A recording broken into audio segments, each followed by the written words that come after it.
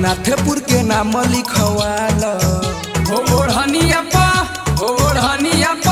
रंगदार के लोगो लगाल ओढ़निया कौनो नजर न तो हबे गराई देखी दूरे से सभे डेराई नहीं दाग लगी तोहरा जवनिया पर ढेर बोलतानी रघुनाथपुर के नाम लिखवाल ओढ़निया रंगदार के लोगो लगाल ओढ़निया रघुनाथपुर के नाम लिखवाल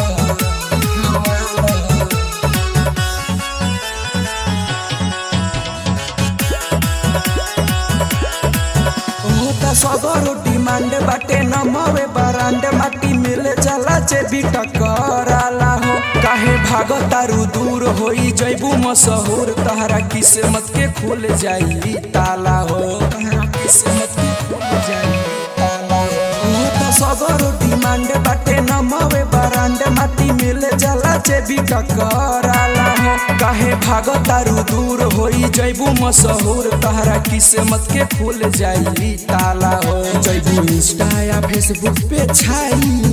होखे लागी चारों ओर बराई सभे मरी तोरा पतरी कमरिया पर रघुनाथपुर के नाम लिखवाल ओढ़निया रंगदार के लोगो लगाल ओढ़निया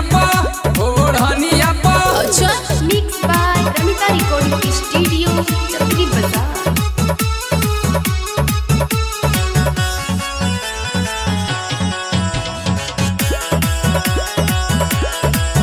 हई जिला जवार सभे फैन बा तोहार देखे दिलावा में अपना बासालो कहे सैनिक प्रदीप जदि बाटे तोर ध्यान तो जिसुआ के दिल से निकाल हो जिसुआ के दिल से निकाल हई जिला जवार सभे फैन बा तोहार देखे दिलावा में अपना बासालो कहे सैनिक प्रदीप जदि बाटे तोर ध्यान तो जिसुआ के दिल से निकाल हो जाने मारे तोहर नाक के नथुनिया पीछे पड़ल बा सारा ई दुनिया तोरा पीछे बानी सोर के उमिरिया पर रघुनाथपुर के नाम लिखवाल ओढ़निया रंगदार के लोगो लगाल